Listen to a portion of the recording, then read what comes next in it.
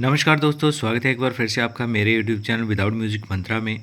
Hopefully आपने thumbnail देख लिया होगा। आज के इस वीडियो में हम बात करेंगे वृषभ राशि के संबंध में। जुलाई 2025 का ये माह किस प्रकार का रहने वाला है, क्या ग्रहों की स्थिति है और ग्रहों के अकॉर्डिंग आने वाले इस महीने में किस प्रकार की स्थिति आपको देखने को मिल सकती है। ये जो प्रेडिक्शन है ये आपकी जन्म राशि चंद्र राशि पर आधारित है। तो चलिए बात करते हैं सबसे पहले ग्रहों की स्थिति के विषय में। लेकिन उससे पहले एक छोटी सी रिक्वेस्ट, फर्स्ट टाइम यदि हमारे इस चैनल पर आए हैं तो चैनल को सब्सक्राइब करें और वीडियो को फैमिली और फ्रेंड्स के साथ शेयर करना ना भूलें। देखिए, ग्रहों की स्थिति की यदि बात करें तो आपका जो ये बीच में 2 नंबर लिखा हुआ है यानी कि आपकी वृषभ राशि है और आपके फर्स्ट हाउस में ही आपके शुक्र विराजित हैं। इसके अलावा सूर्य और गुरु की द्विग्रह युति आपके सेकेंड हाउस में है। आपके पराक्रम के भाव में यानी कि थर्ड हाउस में आपके बुध विराजित हैं। इसके अलावा मंगल और केतु जो हैं वो आपके सुख भाव में यानी कि फोर्थ हाउस में विराजित हैं। राहु कर्म क्षेत्र में करियर के हाउस में विराजित हैं और शनि जो हैं आपके वो लाभ भाव में विराजित हैं। ये आपके ग्रहों की स्थिति है। तो सबसे पहले बात करते हैं आपके हेल्थ के संबंध में यानी कि स्वास्थ्य के संबंध में।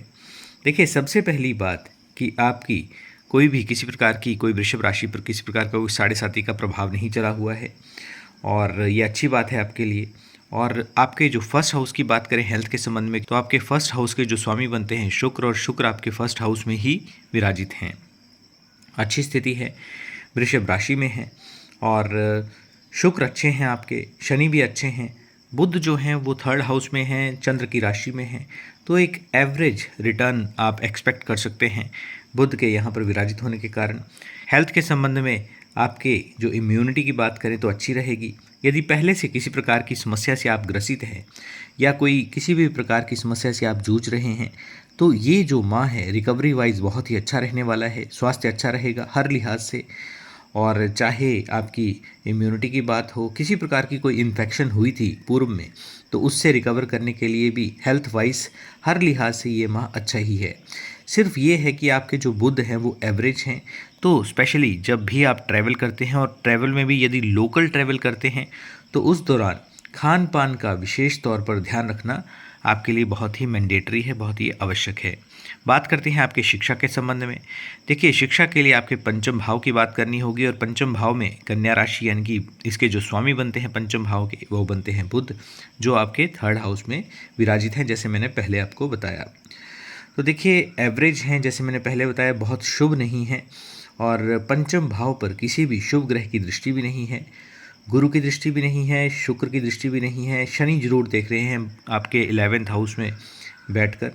इसके अलावा मंगल जो हैं वो आपके 4th हाउस में हैं, 5th हाउस में आएंगे 29 के पश्चात।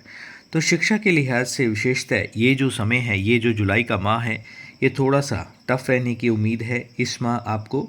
स्पेशली यदि कहीं आप एडमिशन लेना चाहते हैं या कोई किसी एक इंस्टीट्यूट, किसी एक कॉलेज से आप चेंज करके दूसरे किसी संस्थान पर जाना चाहते हैं तो उस लिहाज से ये समय अच्छा नहीं है, क्योंकि एवरेज स्थिति है। ज़्यादा मेहनत करनी पड़ेगी और रिटर्न की जो एक्सपेक्टेशन होती है वो थोड़ी कम ही रहेगी। बात करते हैं आपके प्रेम संबंधों यानी कि लव रिलेशंस की। लव रिलेशंस को भी आपके पंचम भाव से देखेंगे। जैसे मैंने पहले बताया कि आपके पंचम भाव के जो स्वामी बनते हैं वो बनते हैं बुध देव, थर्ड हाउस में हैं और एक सामान्य स्थिति में हैं। तो स्पेशली यदि लव रिलेशंस की बात की जाए तो सबसे बड़ी बात यह है कि आपके जो राशि स्वामी हैं यानी कि शुक्र, और वो आपके फर्स्ट हाउस में ही विराजित हैं। तो ओवरऑल रोमांटिक वाइब्स अपने पीक पर रहेंगी। घूमने फिरने का कोई प्लान आप बना सकते हैं, लेकिन ये भूलना नहीं है कि शनि की सप्तम दृष्टि भी 5th हाउस पर है। एकाएक कुछ ना कुछ अपने मुंह से ऐसी बात ना निकल जाए कि बात का बतंगड़ बन जाए, तो इसका विशेष आप ध्यान रखें। मूड स्विंग्स विशेषता इस माह हो सकते हैं, लेकिन ओवरऑल एक आंतरिक खुशी या यूं कहें कि अपने आप में मस्त और खुश मिजाज आप इस माह रहने वाले हैं। बात करते हैं आपके वैवाहिक संबंधों की यानी कि आपके मैरिड लाइफ की। तो देखिए, जो 7th हाउस है उसके स्वामी बनते हैं मंगल देव, और मंगल जो है वो 4th हाउस में केतु के साथ हैं। चौथी दृष्टि भी मंगल की जो है वो अपनी ही राशि जो वृश्चिक राशि है और आपके सप्तम भाव पर है। और इसके अलावा देखिए, शुक्र फर्स्ट हाउस में है तो शुक्र की जो सप्तम दृष्टि है वो भी आपके सप्तम भाव पर है। तो ये मंगल और शुक्र की जो आपके सप्तम हाउस पर ये दृष्टि पड़ रही है तो संबंधों में विशेषतः वैवाहिक संबंधों में बहुत ही ज़्यादा प्रगाढ़ता आएगी और एनर्जेटिक आप फील करेंगे। रिश्तों में एक गर्माहट रहेगी और एनर्जी फील होगी, रोमांस रहेगा। हर लिहाज से अच्छा है। किसी भी प्रकार की कोई प्लानिंग, चाहे कहीं घूमने फिरने का कोई प्लान हो, वो बना सकते हैं। कोई इन्वेस्टमेंट आप करना चाहते हैं अपने नाम पर या अपने पार्टनर के नाम पर, उस लिहाज से भी अच्छा है। और यहाँ तक कि बल्कि फैमिली प्लानिंग भी यदि आप करना चाहते हैं तो वो भी आपके लिए शुभ प्रभाव ही देने वाला होगा। इस तरह यदि पार्टनर के नाम पर इस माह कोई इन्वेस्टमेंट करते हैं तो आपके लिए बहुत ही शुभ रहेगा। बात करते हैं सबसे महत्वपूर्ण विषय यानी कि आपके भाग्य के संबंध में, करियर के संबंध में, व्यापार धंधे या नौकरी के संबंध में। तो देखिए, भाग्य भाव के जो स्वामी बनते हैं वो बनते हैं शनिदेव, और आपके करियर हाउस के भी स्वामी शनिदेव ही बनते हैं, जो कि आपके लाभ भाव में विराजित हैं।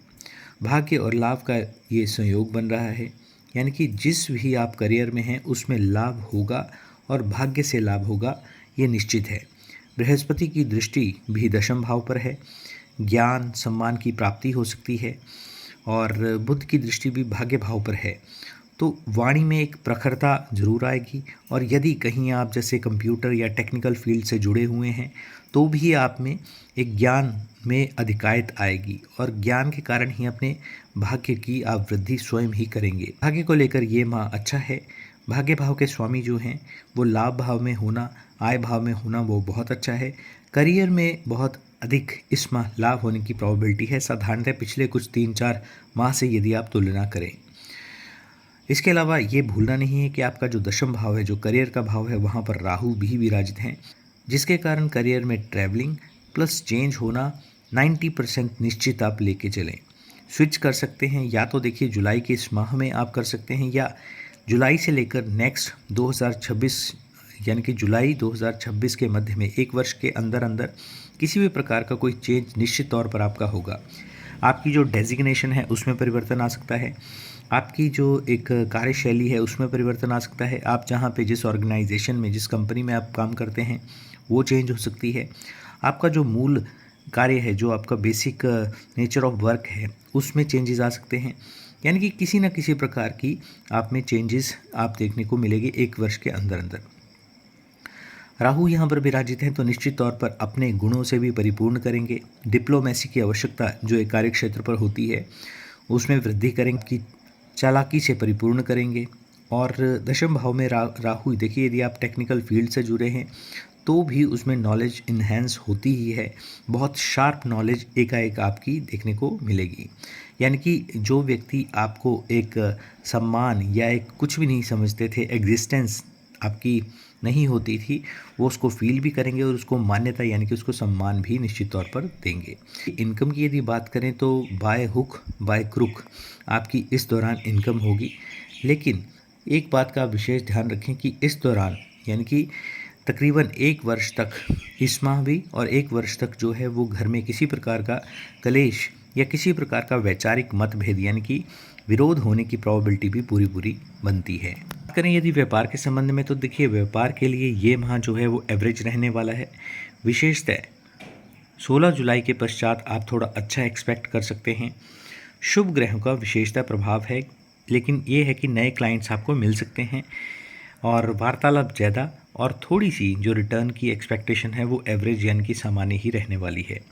क्या उपाय कर सकते हैं इस माह? देखिए, सबसे जो महत्वपूर्ण उपाय आपने इस माह करना है, बुद्ध के बीज मंत्र यानी कि ओम ब्राम ब्रीम ब्रोम से बुद्धाय नमः, इस मंत्र का आपने जाप करना है, क्योंकि बुद्धदेव आपके जो हैं वो वैसे तो देखिए पंचम भाव के स्वामी हैं, लेकिन वीक होकर विराजित हैं, तो उनको बल देना बहुत ही आवश्यक है। हनुमान चालीसा का पाठ करना आपके लिए बहुत शुभ है, और सूर्य को इस माह जल यदि आप अर्पित करते हैं तो वो भी आपके भाग्य में वृद्धि करने वाला होगा। तो दोस्तों, ये था जुलाई 2025 वृषभ राशि का मासिक राशिफल। आई होप कि आपको वीडियो अच्छा लगा होगा। चैनल को सब्सक्राइब करें और वीडियो को फैमिली और फ्रेंड्स के साथ शेयर करना ना भूलें। वीडियो देखने के लिए आपका बहुत बहुत आभार, बहुत बहुत धन्यवाद।